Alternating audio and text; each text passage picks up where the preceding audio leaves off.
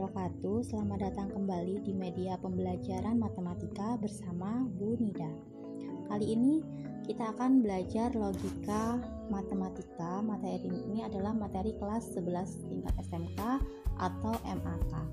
Nah, yang akan kita belajari pada hari ini adalah pernyataan dan kalimat terbuka, kemudian negasi pernyataan, konjungsi, disjungsi, implikasi, dan yang terakhir adalah biimplikasi. Nah, sebelumnya kita harus tahu dulu apa sih logika matematika itu. Jadi, logika matematika adalah salah satu cabang matematika yang mempelajari tentang pola pikir yang tepat dan logis dalam menarik suatu kesimpulan.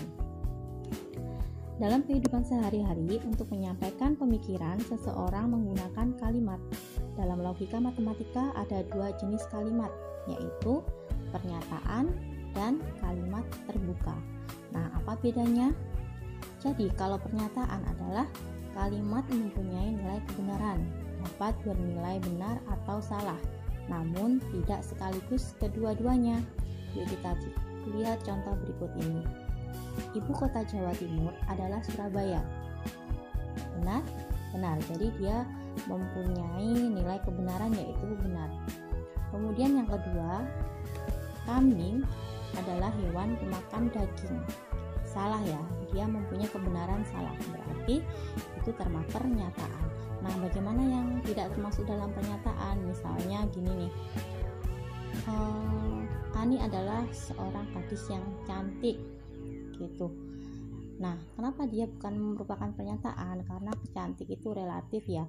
Menurut si A, Ani cantik. Menurut si B, Ani biasa saja. Nah, itu berarti bukan merupakan pernyataan. Kemudian, kalimat terbuka. Kalimat terbuka merupakan kalimat yang memuat variabel sehingga belum dapat ditentukan nilai kebenarannya.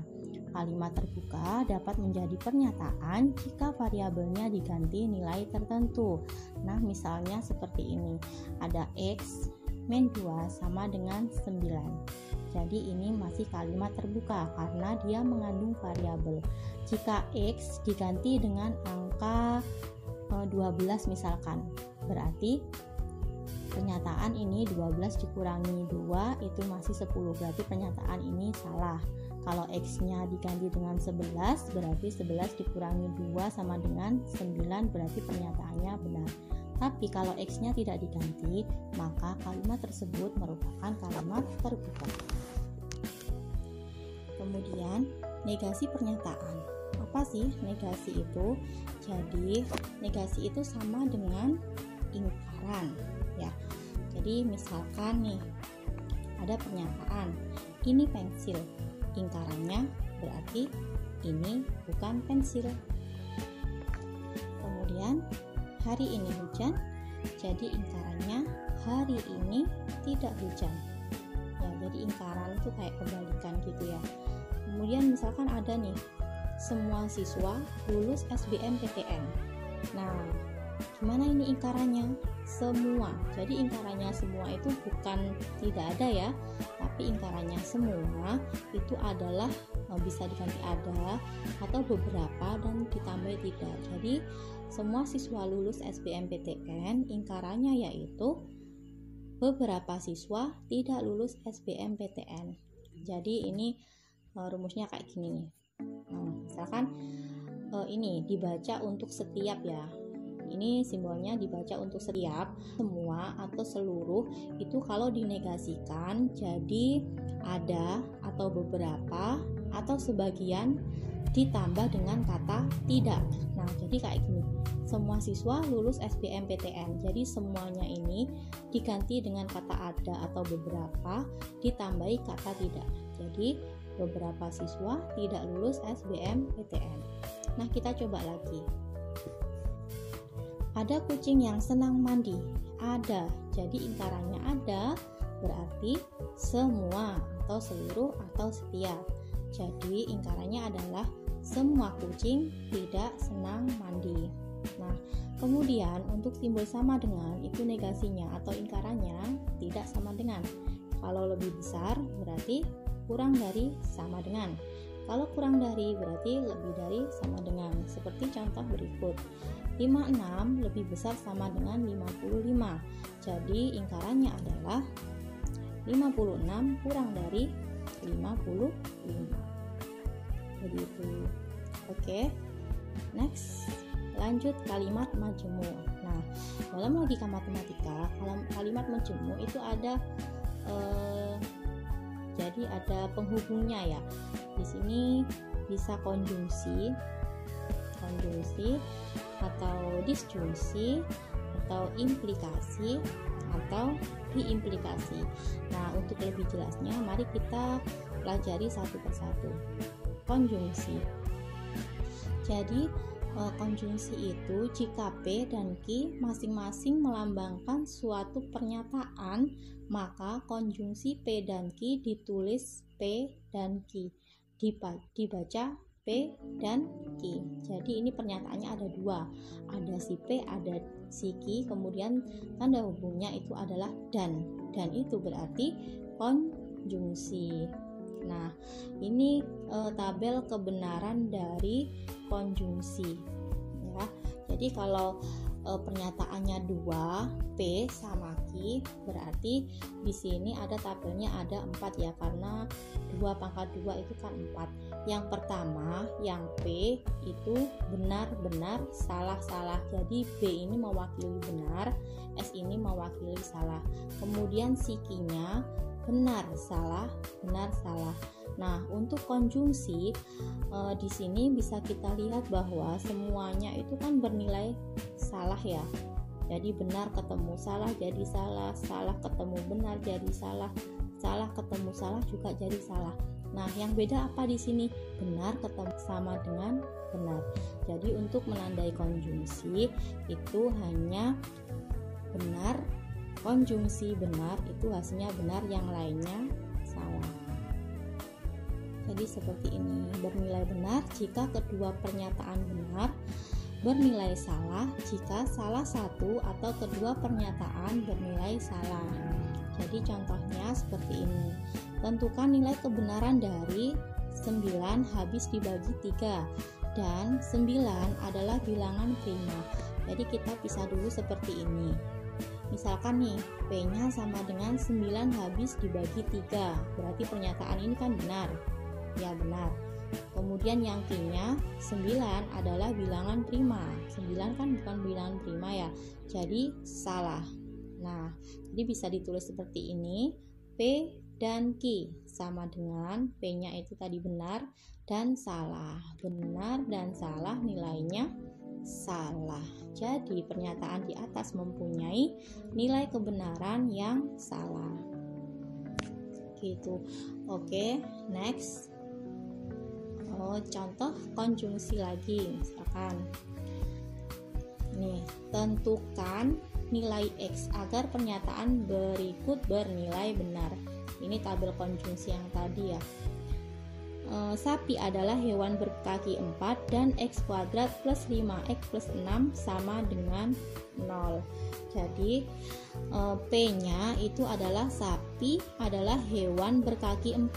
Pernyataan tersebut benar ya, sapi kan kakinya 4 ya. Nah, yang diminta di sini itu mintanya nilainya benar. Jadi gandengannya benar. Nah, benar berarti Q-nya juga harus benar untuk menghasilkan nilai suatu nilai yang benar konjungsinya. Jadi Q harus benar ya. Jadi kita mencari X-nya supaya Q-nya ini benar. Agar konjungsi benar, Q harus benar. Agar X kuadrat plus 5X plus 6 sama dengan 0 benar, maka tinggal difaktorkan aja ini. Kemudian X-nya sama dengan negatif 2, ketemu X-nya sama dengan negatif 3.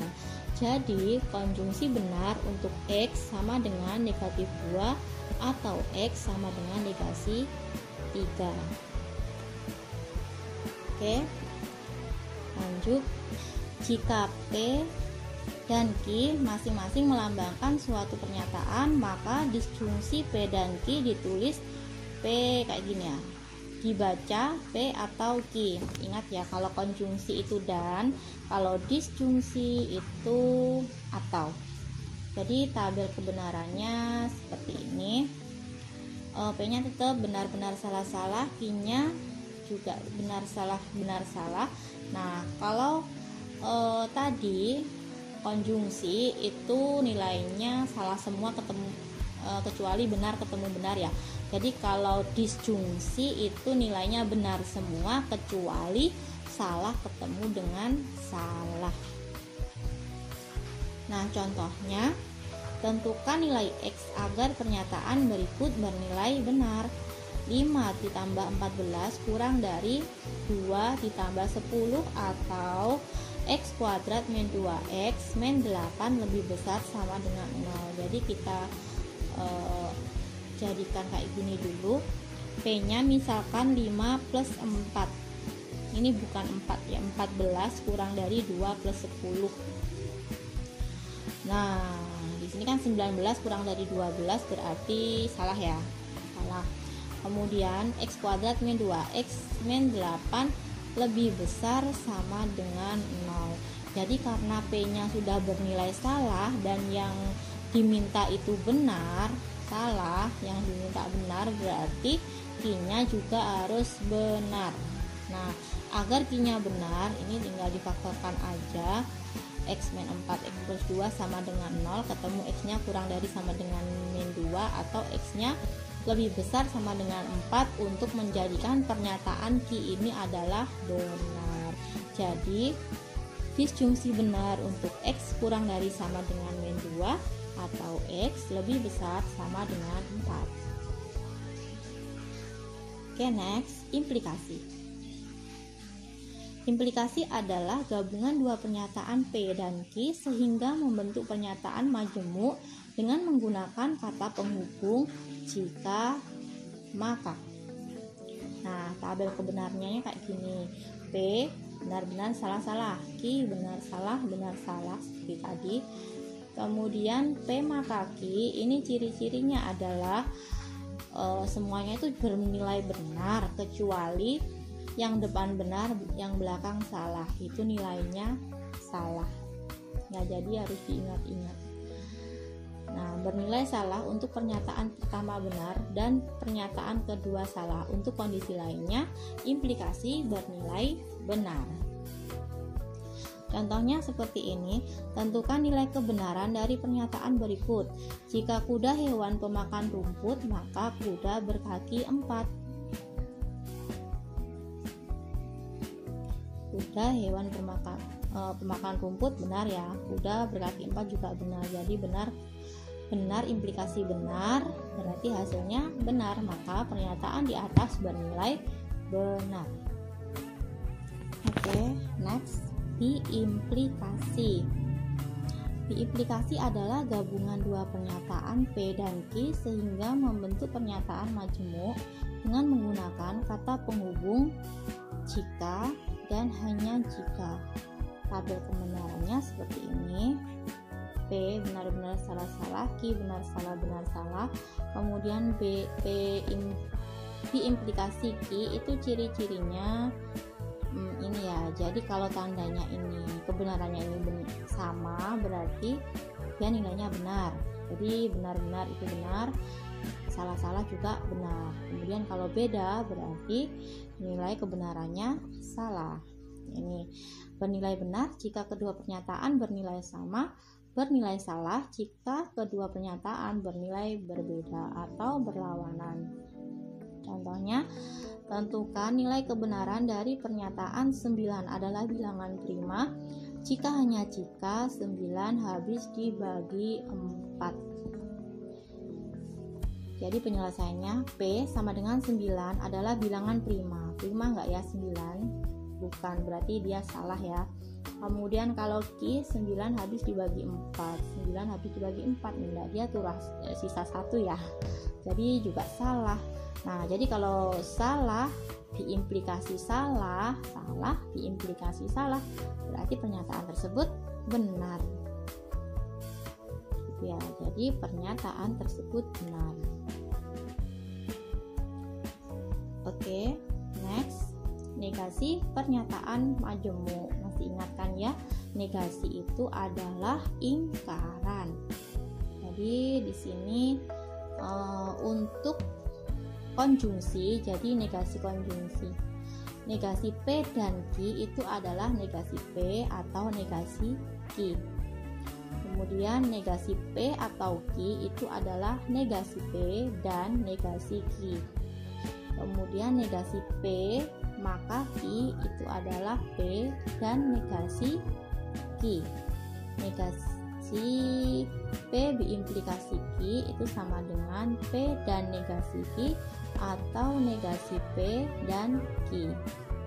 Nah, ini tabel kebenarannya silakan ada di modul ya. Silakan dilihat di sana. Nah, contohnya ini semua siswa mengerjakan tugas atau ada beberapa siswa. Nah, ini disuruh menentukan negasinya, ya, disuruh menentukan negasinya. Nah, kemudian karena ini pakai atau berarti nanti negasinya dan ya. Berarti semua itu berarti kan beberapa. Jadi beberapa siswa tidak mengerjakan tugas dan ini ada beberapa, berarti semua siswa tidak ada yang pulang gitu. Oke, contoh lagi, jika Arsyad rajin belajar maka Arsyad dibelikan sepeda. Jadi ini pakai implikasi ya. Jadi negasi P implikasi Q itu adalah P dan negasi Q. P-nya Arsyad rajin belajar. Kemudian dan harusnya kan dan. Ini tetapi. Jadi ingat dan itu bisa diganti dengan kata-kata tetapi, walaupun, sama, meskipun. Jadi bisa yang enggak harus dan. Tetapi juga bisa. Arsyad rajin belajar tetapi Arsyad tidak dibelikan sepeda. Negasi Q. Arsyad diberikan sepeda berarti Arsyad tidak diberikan sepeda. Seperti itu. Oke, yuk latihan. Nah, lingkaran dari kalimat semua orang berdiri ketika tamu agung memasuki ruangan adalah semua orang berdiri ketika tamu agung memasuki ruangan. Jadi semua itu berarti diganti dengan kata ada atau beberapa ditambahi dengan tidak tadi ya. Jadi yang ada orang, berarti yang ini ya. Ada orang yang tidak berdiri ketika tamu agung memasuki ruangan. Oke, berarti jawabannya yang do. Lanjut nomor 2. Lingkaran pernyataan beberapa peserta ujian nasional membawa kalkulator. Berarti beberapa itu diganti, semua ditambah dengan tidak. Mana ini yang semua? Ini berarti semua peserta ujian nasional tidak membawa kalkulator. Oke, yang do. Oke, sampai di sini dulu.